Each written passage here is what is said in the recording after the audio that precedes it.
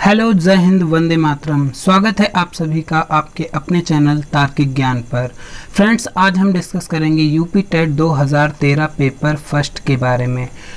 तो फ्रेंड्स, अगर आपने हमारा चैनल अभी तक सब्सक्राइब नहीं किया है तो जल्द ही सब्सक्राइब कर लें और बेल आइकन को प्रेस कर लें ताकि हमारे वीडियो की नोटिफिकेशन मिले सबसे पहले आपको। हाँ, तो दोस्तों, इस वीडियो में हम केवल बात करेंगे बाल विकास और शिक्षण विधि की, जो भाग 1 है। ठीक है, पेपर का भाग 1। चलिए पहला प्रश्न देखते हैं। संवेग व्यक्ति की उत्तेजित दशा है, यह कथन निम्नांकित में से किसका है? जो संवेग उत्तेजित दशा, संवेग को किसने कहा है? ये पियाजे ने कहा है, वैलेंटाइन ने, या वुडवर्थ ने, या रॉस ने? तो करेक्ट ऑप्शन है आपका वुडवर्थ। वुडवर्थ ने ही कहा था कि संवेग जो है व्यक्ति की उत्तेजित दशा है। तो उन्होंने कहा इस दशा में क्या होता है, हमारा बाह्य और आंतरिक व्यवहार बदल जाता है। ये तो कॉमन बात है। दूसरा प्रश्न है हमारा, शैक्षिक विकास की मूल्यांकन का क्या अर्थ है? शैक्षिक विकास के मूल्यांकन होना चाहिए, इसका मूल्यांकन का अर्थ क्या है वो हमें बताना है। पहला ऑप्शन है छात्रों की प्रगति का आकलन या फिर कक्षा अभिलेखों का मूल्यांकन। तीसरा है कार्य निष्पादन का मूल्यांकन या फिर ज्ञान क्षमता का मूल्यांकन। तो शैक्षिक विकास का जो मूल्यांकन है उसका मतलब क्या है होता है, इसमें होता है छात्रों की प्रगति का आकलन। ठीक है, अगर छात्रों की प्रगति का जो आकलन होता है वही इसका मूल्यांकन का अर्थ होता है। बाकी सारे ऑप्शन आपके रॉन्ग हैं। तो अधिगम में क्या होता है भाई, अधिगम की प्रक्रिया जो है, प्रक्रिया में क्या होता है, मूल्यांकन जो है बहुत महत्वपूर्ण स्थान रखता है ना, तो वही यहाँ मूल्यांकन की बात की गई है। तीसरा प्रश्न हमारा है, पूर्वाग्रही किशोर या किशोरी अपनी किसके प्रति कठोर होंगे? जो पूर्वाग्रह किशोर और किशोरी, तो पहले हम आपको ऑप्शन बता दें, इसमें करेक्ट ऑप्शन होगा ए। तो देखिए, पूर्वाग्रह का आपको पूर्वाग्रही या पूर्वाग्रह, इसका अर्थ क्या होता है? इसका अर्थ ये होता है कि कोई व्यक्ति या कार्य या अवस्था आदि के विषय में अगर पहले से बनी कोई विशेष धारणा है और उसका पालन करना होता है। ठीक है भाई, अगर पहले से कोई धारणा बनी है व्यक्ति या अवस्था या किसी चीज कार्य के बारे में और उस पर उसी का पालन करना ही क्या है, पूर्वाग्रह। तो जो किशोर और किशोरी होते हैं ये इन समस्या के प्रति क्या होते हैं, कठोर होते हैं। चौथा प्रश्न है, संज्ञानात्मक विकास के 4 चरणों, ये तो आपको पता ही चल गया होगा। 4 चरणों, संवेदी पेशीय, पूर्व संक्रियात्मक, स्थूल संक्रियात्मक और औपचारिक संक्रियात्मक की पहचान किसने की है? तो इसमें हाँ किसने की है, पियाजे ने। पियाजे ने जो संज्ञानात्मक विकास है उसके 4 स्टेजेस की पहचान की है। इसमें चारों स्टेज के नाम दिए गए हैं। संवेदी मतलब जो इंद्रियगामक भी अवस्था भी इसको बोलते हैं, सेंसरी मोटर स्टेज इंग्लिश में बोलते हैं। ये प्री ऑपरेशनल स्टेज है और ये कॉन्क्रीट ऑपरेशनल स्टेज, और ये क्या एब्स्ट्रैक्ट जिसको बोलते हैं। चलिए पांचवा क्वेश्चन है हमारा, कौन से गुण अच्छे मानसिक स्वास्थ्य के नहीं हैं? मतलब कौन से वो गुण हैं जो अच्छे मानसिक स्वास्थ्य के नहीं हैं? तो इसमें आपका ऑप्शन क्या है, देखिए, नियमित जीवन और संवेगात्मक परिपक्वता अच्छे मानसिक स्वास्थ्य की बात कर रहा है, या आत्मविश्वास, सहनशीलता, या बहुत विनीत और स्वयं में सीमित, या फिर वास्तविकता की स्वीकृति व स्वमूल्यांकन की योग्यता। तो इसमें जो नहीं है वो ऑप्शन चुनना है। तो देखिए, अगर अच्छे मानसिक स्वास्थ्य की बात करें तो वो नियमित जीवन भी होता है उसमें, और संवेगात्मक परिपक्वता भी होती है, आत्मविश्वास भी होता है, सहनशीलता। तो ये तो ऑप्शन नहीं रहेंगे आपके, इसमें नहीं वाले को चुनना है। तो नहीं वाला आपका सी ऑप्शन आंसर बनता है। ठीक है, चलिए अगला प्रश्न है हमारा, अधिगम क्षमता निम्नलिखित में से किससे प्रभावित नहीं होती है? जो अधिगम की क्षमता है वो किससे प्रभावित नहीं होती है? आनुवंशिकता से, या वातावरण से, या प्रशिक्षण शिक्षण से, या राष्ट्रीयता से? तो जो अधिगम को प्रभावित करने वाले कारक हैं ये कई हैं, आपको पता होने चाहिए। तो इसमें से एक नहीं वाला चुनना है। तो आनुवंशिकता से तो अधिगम क्या प्रभावित होता ही है, वातावरण से भी होता है, और प्रशिक्षण शिक्षण प्रक्रिया कैसी है उससे भी प्रभावित होता है। तो हमारा ऑप्शन करेक्ट वो बनेगा, वो है आपका राष्ट्रीयता, क्योंकि नहीं वाला चुनना है आपको ना। चलिए अगले प्रश्न की तरफ बढ़ते हैं। 7वां प्रश्न है, किस अधिगम मनोवैज्ञानिक ने बाल अधिगम विकास में पुरस्कार को महत्व नहीं दिया है? मतलब बाल अधिगम की बात हो रही है। ठीक है, इसमें जो है कौन से मनोवैज्ञानिक ने जो है पुरस्कार को महत्व नहीं दिया है? पहला है थॉर्नडाइक, दूसरा है पावलोव, तीसरा है स्किनर और चौथा है गुथरी।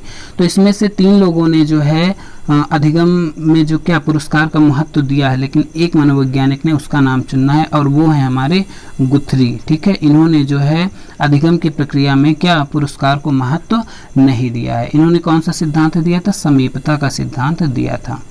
ठीक है, 8वां प्रश्न है, निम्नलिखित में से किस एक से शिशु के अधिगम को सहायता नहीं मिलती? मतलब इसमें से एक ऑप्शन है वो शिशु के अधिगम से में उसको सहायता नहीं मिलती है, वो ऑप्शन कौन सा है? 3 ऐसे हैं जिससे क्या सहायता मिलती है। ऑप्शन है अनुकरण, अभिप्रेरणा, दूसरा है, तीसरा स्कूल का बस्ता या पुरस्कार। तो देखिए अनुकरण से क्या होता है? अधिगम होता है। ठीक है, अभिप्रेरणा से भी होता है, पुरस्कार से भी शिशु में अधिगम होता है, लेकिन स्कूल के बस्ते का इस पर कोई प्रभाव नहीं पड़ता है। तो ये आपका राइट ऑप्शन बन जाता है। तो अधिगम होता क्या, पहले जान लीजिए। अधिगम एक ऐसी प्रक्रिया है जिसमें व्यवहार में क्या होता है? परिवर्तन लाया जा सकता है। और अधिगम को तीव्र बनाने के लिए किन किन चीज़ों की, जैसे इसमें दिया है अनुकरण है, अभिप्रेरणा है, पुरस्कार है, ये सब क्या होते हैं? सहायक भूमिका निभाते हैं। तो 9 नंबर प्रश्न है, देखिए, स्वकेंद्रित अवस्था होती है, जो स्वकेंद्रित अवस्था होती है वो बालक के किस वर्ष के बीच होती है? जन्म से 2 वर्ष तक, 3 से 6 वर्ष तक, या 7 वर्ष से किशोरावस्था तक, या किशोरावस्था में? स्वकेंद्रित की बात हो रही है, मतलब बच्चा आत्म केंद्रित रहता है।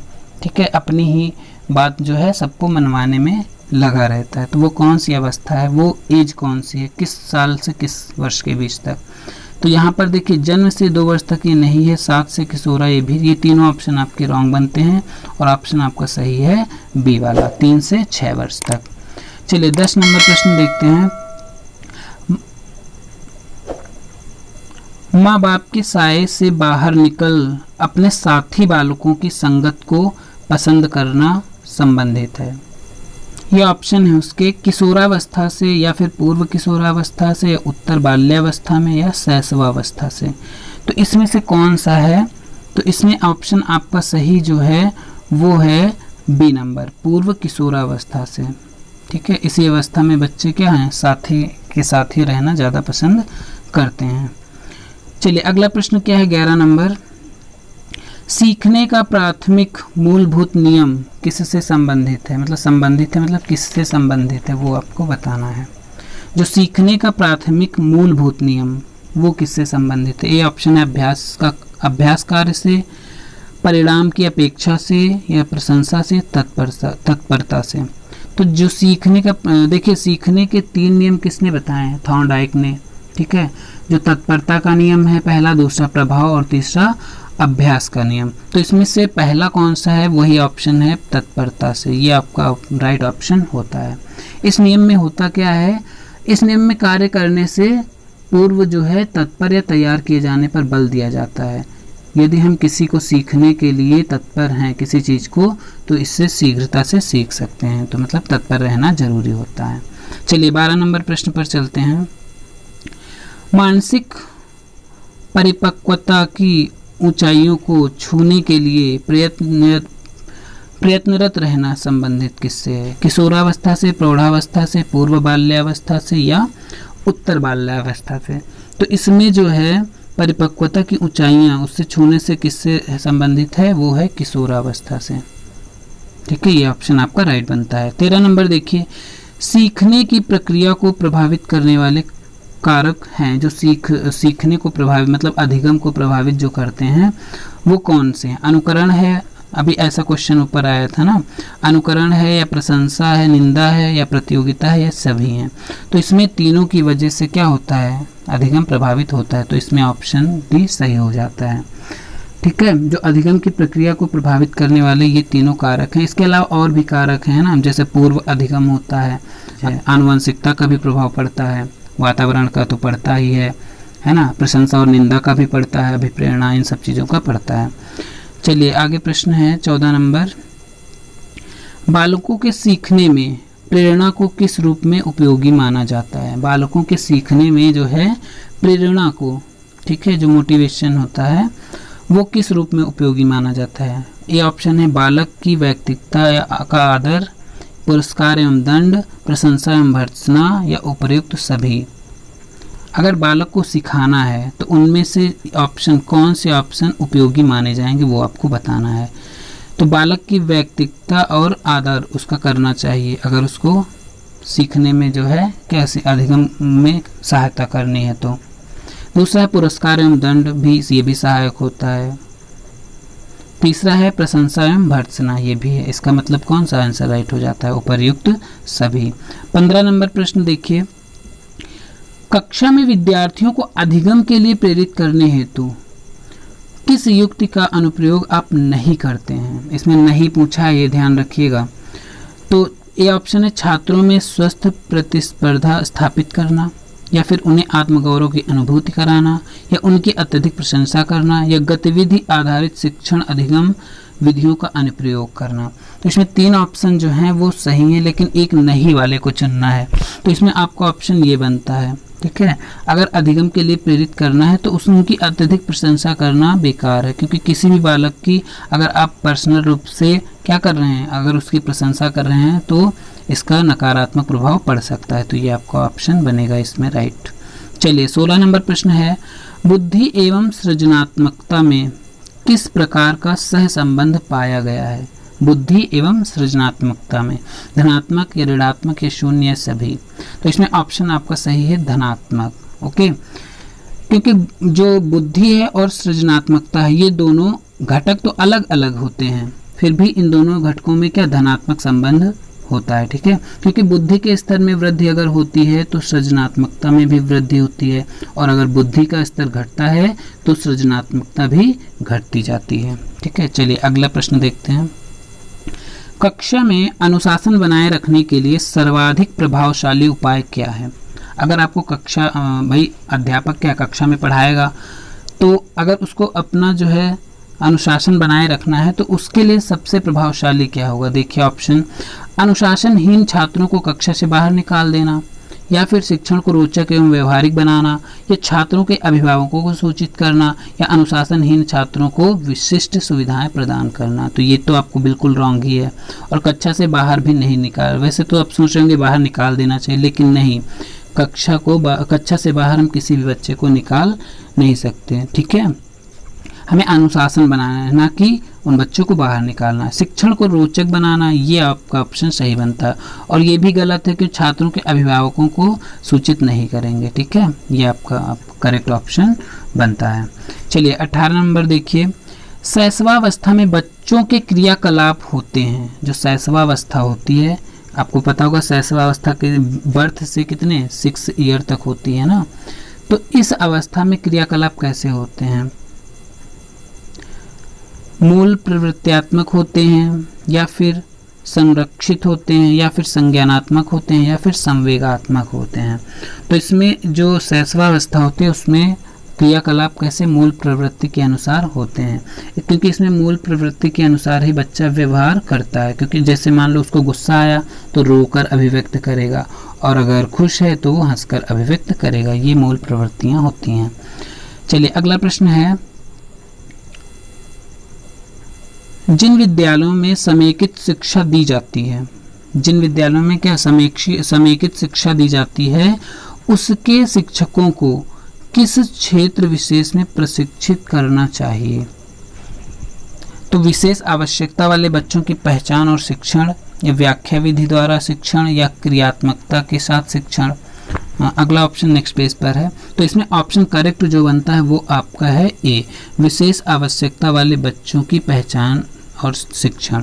मतलब जो समेकित शिक्षा दी जाती है जिन विद्यालयों में, वहाँ के शिक्षकों को जो है किस क्षेत्र विशेष में प्रशिक्षित, भाई शिक्षकों को प्रशिक्षित इसीलिए कराया जाता है क्योंकि वहाँ समेकित शिक्षा है ना, तो वहाँ जो विशेष आवश्यकता वाले बच्चे हैं उनकी पहचान शिक्षक कर सके, इसलिए ये होता है। चलिए अगला प्रश्न है, निम्नलिखित में से किस समूह के बच्चों को समायोजन की समस्या होती है? समायोजन की समस्या किन बच्चों, मतलब क्लास में मान लीजिए कई तरीके के बच्चे होते हैं। औसत बुद्धि वाले होते हैं, ग्रामीण बच्चे भी होते हैं, अध्ययनशील बच्चे भी होते हैं, या कुशाग्र बुद्धि वाले। तो इसका ऑप्शन आप बहुत कंफ्यूज हो रहे होंगे, कौन सा जो है, कौन से बच्चे समायोजन के लिए समस्या बनते हैं वो आपको बताना है। तो ऑप्शन हम पहले आपको बता दें, कुशाग्र बुद्धि के बच्चे, अब आप सोचेंगे कुशाग्र बुद्धि के कैसे, वो कैसे समायोजन क्या है, अपने आप को उसमें ढाल लेना है ना, एडजस्ट कर लेना। लेकिन कुशाग्र मतलब अच्छी बुद्धि, तो लेकिन ये देखिए क्यों ऐसा होता है, क्योंकि कुशाग्र बुद्धि के बच्चे जो होते हैं उनको अगर उसी लेवल के हिसाब से अगर वर्क मिले, ये जो जिसमें वो आगे हैं, तो वो उसके लिए पॉजिटिविटी होगी। लेकिन आपको एक बच्चे को नहीं लेकर आपको पूरी क्लास को लेकर चलना होता है। तो इस वजह से ये बच्चे समायोजन में अक्सर समस्या उत्पन्न करते हैं, क्योंकि उनका मतलब होता ये है कि वे अपने फ्रेंड जो बनाते हैं वो अपने ही लेवल के लोगों को बनाना पसंद करते हैं, ना कि सामान्य बच्चों को। ठीक है, इस वजह से ये आंसर राइट होता है। 21 नंबर देखिए, किसी शिक्षक को यदि यह लगता है कि उसका एक विद्यार्थी जो पहले विषय वस्तु को भले ही प्रकार सीख रहा था उसमें स्थिरता आ गई है, तो शिक्षक को इससे क्या करना चाहिए, उस बालक के लिए क्या करना चाहिए? उसे सीखने की प्रक्रिया की स्वाभाविक स्थिति मानना चाहिए, या फिर विषय को स्पष्टता से पढ़ाना चाहिए, या विद्यार्थी को प्रेरित करना चाहिए, उपचारात्मक शिक्षण करना चाहिए? अब देखिए क्वेश्चन देख लीजिए एक बार फिर से। शिक्षक को अगर लगता है कि उसका एक विद्यार्थी अपने विषय वस्तु को भली प्रकार सीख रहा था लेकिन अब उसमें स्थिरता, मतलब अब वो सीखने में कमी आ गई है, स्थिरता आ गई है, तो शिक्षक को क्या करना चाहिए? तो उपचारात्मक शिक्षण करना चाहिए? ऐसा बिल्कुल नहीं है। विद्यार्थी को प्रेरित करना चाहिए, कहीं तक ठीक है, लेकिन ये भी ऑप्शन राइट नहीं माना जाएगा। विषय को स्पष्टता से पढ़ाना चाहिए, देखिए क्या शिक्षक पहले स्पष्टता से नहीं पढ़ा रहा था? ऐसा बिल्कुल नहीं है। तो ऑप्शन आपका ये बनता है, सीखने की प्रक्रिया को क्या स्वाभाविक स्थिति माननी चाहिए, क्योंकि सीखने की प्रक्रिया जो होती है वो ऐसी होती है, उसमें मतलब क्या होता है, कभी कभी मंदता आ जाती है और कभी कभी तीव्रता भी आ जाती है सीखने में। ठीक है, तो उस वक्त पहले मान लो बच्चा सीख रहा था लेकिन अब बाद में क्या हुआ, वो उसमें स्थिरता आ गई होगी, तो जाहिर सी बात है शिक्षक को ये पता होना चाहिए। तो अगले प्रश्न की तरफ बढ़ते हैं। 22 नंबर, अपनी कक्षा के एक विद्यार्थी की प्रवृत्ति को यदि शिक्षक बदलना चाहता है तो उसे क्या करना चाहिए? एक विद्यार्थी है, उसकी एक विद्यार्थी की बात हो रही है, तो करना क्या चाहिए? विद्यार्थी के साथ कड़ाई के साथ पेश आना चाहिए, ऑप्शन बिल्कुल रॉन्ग। कक्षा के अन्य विद्यार्थियों को उससे न जानने योग्य दूरी बनाए रखने के लिए कहना चाहिए, भी रॉन्ग है आपका।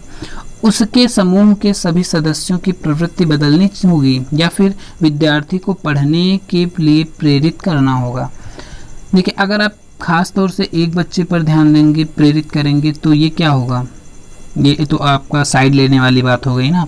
तो इसके अकॉर्डिंग आंसर जो है आपका सी होगा, क्योंकि उसके समूह के जितने भी बच्चे हैं उसके आसपास या जिन समूह में वो रहता है, तो उन सभी के बच्चों की प्रवृत्ति हमें बदलने की कोशिश करनी पड़ेगी। ठीक है, एक शिक्षक को ये मतलब रिस्पॉन्सिबिलिटी बनती है,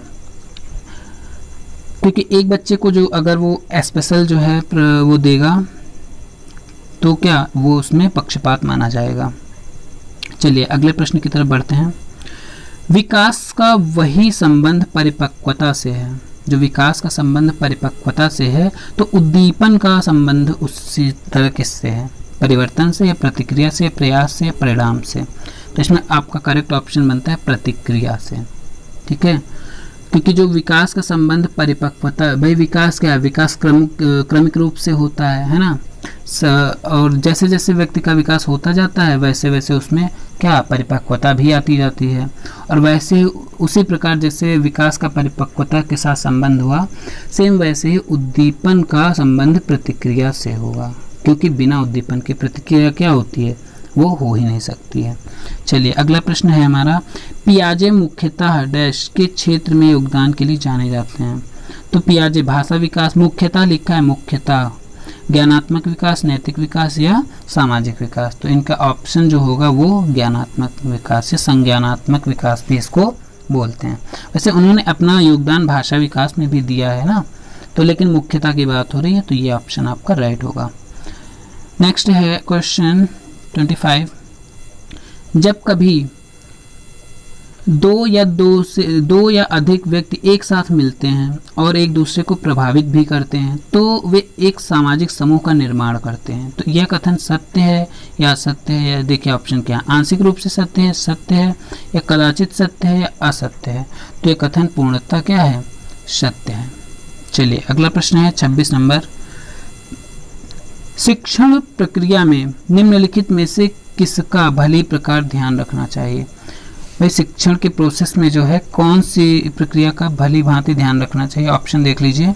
विद्यार्थियों की सक्रिय सहभागिता होनी चाहिए, या अनुशासन और नियमित उपस्थिति होनी चाहिए, इसका ध्यान रखना चाहिए, या गृह कार्य की जांच में लगे रहना चाहिए, या फिर विषय वस्तु का कठिनाई स्तर पर जो है ध्यान रखना चाहिए।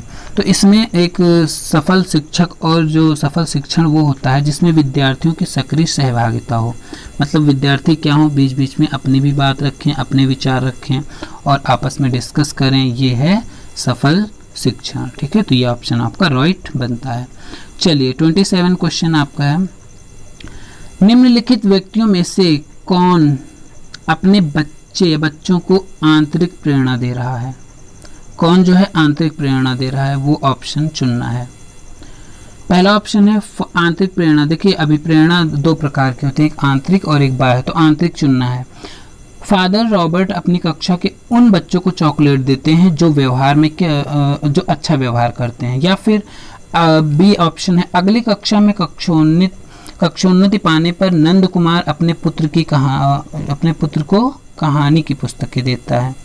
इसमें देखिए चॉकलेट देने की बात हो रही है, इसमें कहानी की पुस्तकें। दूसरा और सी नंबर है, अपने पुत्र के जन्मदिन पर गिरिजेश कुमार दावत देते हैं। या फिर विज्ञान विषयों में सर्वोच्च अंक पाने पर राकेश कुमार अपने पुत्र की प्रशंसा करते हैं। तो यहाँ पर आंतरिक जो अभिप्रेरणा होती है वो क्या होती है? प्रशंसा होती है। ये सब बाह्य अभिप्रेरणा है। ठीक है, तो आंतरिक हमें चुनना था, तो ये आपका ऑप्शन राइट बनता है, डी ऑप्शन। बच्चों के सामाजिक विकास में डैश का विशेष महत्व है। किसका विशेष महत्व है? सामाजिक विकास की बात हो रही है। खेल या बाल साहित्य या दिनचर्या या फिर संचार माध्यम, इसमें आपको बताना है सामाजिक विकास में जो है वो इसका क्या महत्व है, किसका महत्व है बच्चे के लिए? खेल का। तो यहाँ पर ऑप्शन बनेगा खेल, क्योंकि खेल इसलिए होता है, बाल साहित्य नहीं होगा, ना तो संचार माध्यम होगा, ना तो दिनचर्या होगी। क्योंकि खेल में क्या होता है, बच्चा अपने जो है समकक्ष के बच्चों से मिलता है, वहाँ उनके साथ खेलता है, डिस्कस करता है, तो इसमें उसका सामाजिक विकास होने के चांसेस बहुत ज़्यादा होते हैं। तो ये विशेष महत्व है इसका। चलिए 29 नंबर है, भाटिया बैटरी का प्रयोग निम्नलिखित में से किसके परीक्षण हेतु किया जाता है? भाटिया बैटरी जो है उसका किसके परीक्षण में यूज होता है? व्यक्तित्व, बुद्धि, सृजनात्मकता या अभिवृत्ति? इसमें ऑप्शन होगा आपका बी राइट। जो बुद्धि होती है इसी के जो है परीक्षण में भाटिया बैटरी का प्रयोग किया जाता है। इसका निर्माण किसने किया था? सीएम भाटिया ने किया था। कब किया था? 1955 ईस्वी में। ओके, लास्ट क्वेश्चन है कोहलबर्ग से रिलेटेड। देखिए कोहलबर्ग का विकास सिद्धांत निम्नलिखित में से किससे संबंधित है? जो कोहलबर्ग का, इससे कोहलबर्ग से भी क्वेश्चन पूछे जाते हैं। ठीक है, ये बहुत इंपॉर्टेंट है। तो इसमें देखिए ऑप्शन है भाषा विकास, बी है संज्ञानात्मक विकास, सी है नैतिक विकास या फिर डी है सामाजिक विकास। तो कोहलबर्ग ने जो है नैतिक विकास का सिद्धांत दिया है। ठीक है, इन्होंने जो है 10 से 16 वर्ष के बच्चों के व्यवहार पर का विश्लेषण किया था और इन्होंने जो नैतिक विकास के स्तर कितने दिए हैं ये अक्सर पूछता है एग्जाम में। स्तर कितने दिए थे? तो स्तर दिए थे 3। उनके नाम भी पूछ लेता है, कौन कौन से नाम है? एक पूर्व परंपरागत स्तर है, एक परंपरागत स्तर है और तीसरा है उत्तर परंपरागत स्तर या फिर उत्तर रूढ़िगत स्तर भी उसको बोलते हैं। तो फ्रेंड्स, अगर आपको ये क्लास अच्छी लगी हो तो इसको शेयर और लाइक ज़रूर करें। अगले वीडियो में हम मिलेंगे नेक्स्ट पार्ट लेकर। ओके, धन्यवाद।